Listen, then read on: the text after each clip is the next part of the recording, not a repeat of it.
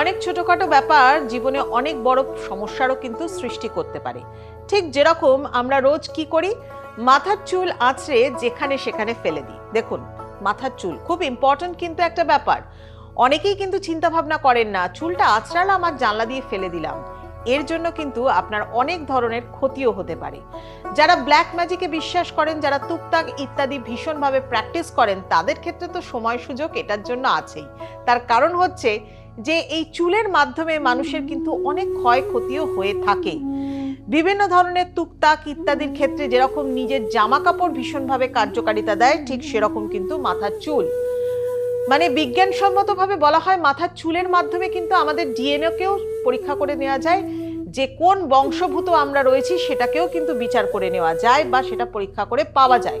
তাহলে এই চুলকে কেন এত অবহেলা?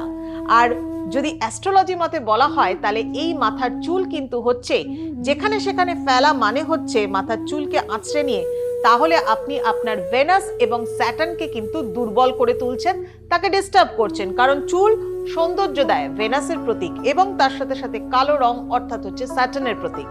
ভেনাস এবং স্যাটার্নকে যাতে ডিস্টার্ব না করেন, তাহলে অবশ্যই প্রত্যেক দিন নিয়ম করে চুল আঁচড়াবার পর চিরুনি থেকে অর্থাৎ কম থেকে চুলগুলোকে নিয়ে যেটুকু উঠছে সেইটুকু কিন্তু অবশ্যই আপনি আপনার ডাস্টবিনে ঠিক মতো ফেলুন।